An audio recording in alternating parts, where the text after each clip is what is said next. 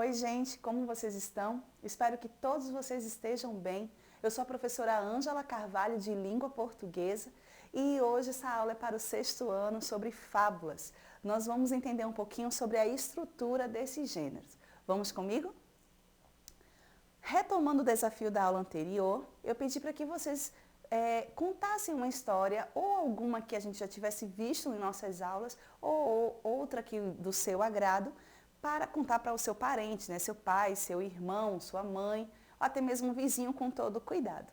E por isso, o De Olho no Texto de hoje vai ser uma contação também, resolvendo aí esse nosso desafio.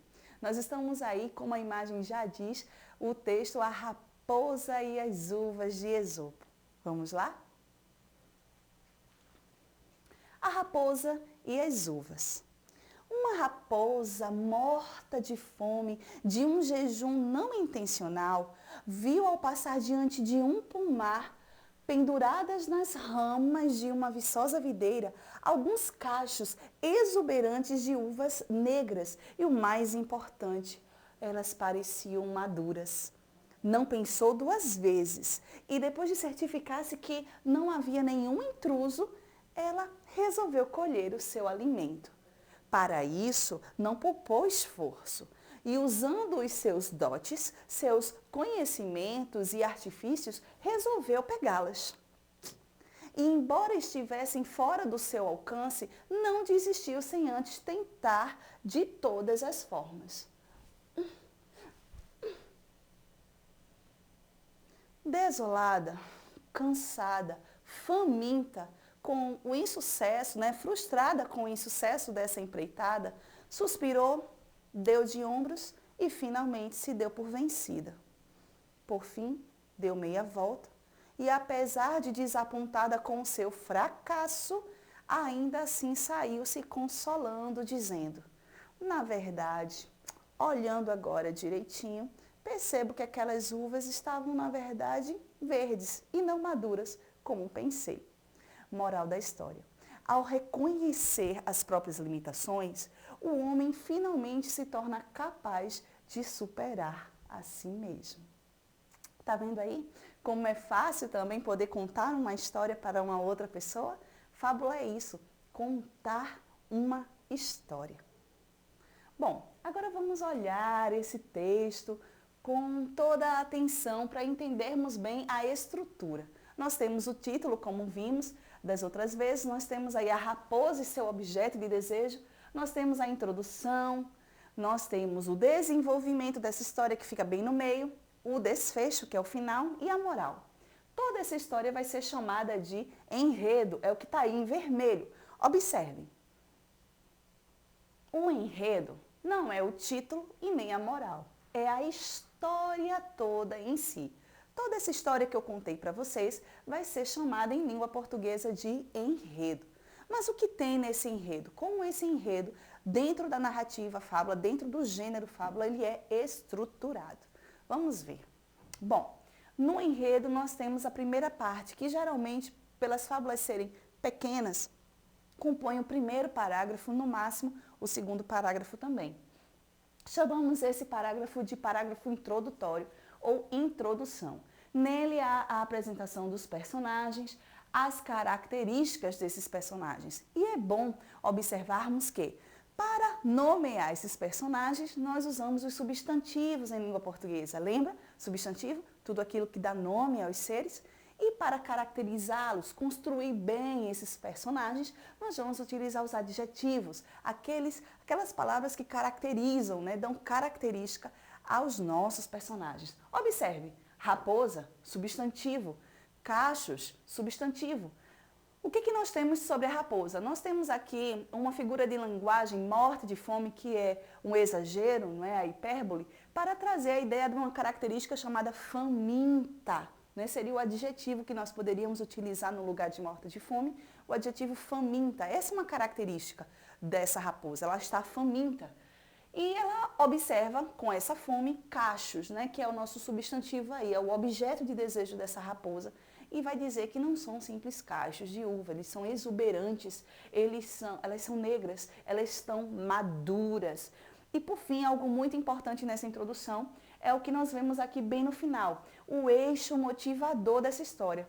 A raposa resolveu colher seu alimento. Observe, se essa raposa, mesmo faminta, mesmo observando a beleza o desejo por essas uvas, resolvesse seguir o seu caminho em frente e não pegar as uvas, não teria história. Só existe história porque ela resolveu pegar essas uvas. Esse é o eixo motivador para o desenvolvimento dessa história, que é a segunda parte da estrutura da fábula, o desenvolvimento. O desenvolvimento ele está presente no meio da narrativa, no meio do enredo. Ele é caracterizado pela utilização dos verbos de ação. Por quê? Porque o desenvolvimento, a narrativa nada mais é que o desenvolvimento das ações dos personagens. E essas ações geralmente, em sua grande maioria, estão compostas aí de verbos de ação. Não significa que tenham apenas verbos de ação no texto, mas a maioria deles são verbos de ações e eles estão marcados aí. Ó. A raposa ela não poupou, ela usou seus dotes, ela resolveu pegar as uvas, ela não desistiu, ela tentou de todas as formas. Então nós temos aí ações, dessa raposa o tempo todo para tentar alcançar os seus desejos. Há também um conflito interno. Ela é frustrada diante de suas ações. Mesmo tendo tentado de todas as maneiras, ela não consegue. Há um conjunto de adjetivos aí para mostrar esse conflito em que ela está passando. Ela está desolada, ela está cansada, ela está faminta e ela está frustrada. Com o quê? Com o seu fracasso. E por isso ela se dá por vencida. Esse é o conflito interno. Como é que a raposa agora, como é que nós vamos resolver esse conflito aí da raposa? Como é que ela vai se sair dessa história? Então, chegamos então ao desfecho, ao final da narrativa. Nós chamamos de desfecho do enredo. Fica lá no final, praticamente o último parágrafo. Por ser o final, nós vamos observar aqui uma alocução adverbial de conclusão, uma ideia de conclusão aqui, por fim, finalmente, sempre dando a entender que a narrativa está acabando, está chegando ao seu fim. E nós vamos ter aqui uma situação final. Ela está desapontada com o seu fracasso. E qual é a solução, a resolução desse conflito? Ao invés de ela refletir sobre, fazer uma autoanálise sobre o que foi que ela fez e o que foi que deu errado, ela resolve se autoconsolar, dizendo que as uvas, elas na verdade estavam verdes e que nem precisava ter feito tanto esforço assim porque elas não mereciam todo aquele esforço. Então não tinha por que ela ficar assim tão decepcionada e desapontada com o fracasso, porque realmente não valia a pena pegar as uvas. E aí, o que essa situação final, essa resolução de conflito nos leva a pensar, a entender a respeito da narrativa? É quando, fora do enredo, nós temos a moral, tá bom? A moral não faz parte do enredo, está fora da história e nos leva à finalidade da fábula, que é ensinar. Nós temos aí a moral da história. Ao reconhecer as próprias limitações, o homem finalmente se torna capaz de superar a si mesmo. A moral da história ela aparece de forma explícita. Muitas vezes até mesmo com essa expressão aí, moral da história, tá? Muitas vezes ela aparece, muitas vezes não. Mas a moral em si, o texto, ele vai estar sempre explícito. E ela vai trazer uma reflexão moral, um ensinamento, porque a proposta ela é didática mesmo, é te ensinar. Bom, e agora chegou a hora do desafio, não é? Nós aprendemos sobre a estrutura de uma fábula e eu quero que você leia mais uma vez a moral da história que eu contei para vocês da Raposa e as Uvas.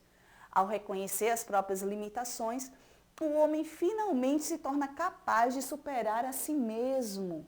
Bom, eu trouxe duas versões que podem se encaixar. Eu quero saber qual das duas alternativas se encaixam a essa moral, né? Qual a versão que melhor se encaixa a essa moral? A letra A, aqui diz que ao não reconhecer ou aceitar as próprias limitações, perde o indivíduo uma oportunidade de ouro para corrigir as suas falhas, ou melhor se encaixaria a letra B, aquele que deseja sempre mais, sempre irá acreditar que nunca tem o suficiente. Bom, qual das duas versões se encaixam melhor na história da Raposa e as Uvas? Vocês já sabem, né? O resultado desse nosso desafio é na próxima aula. Então é isso, ficamos por aqui. Eu espero que vocês tenham gostado da nossa aula. Até a próxima. Tchau!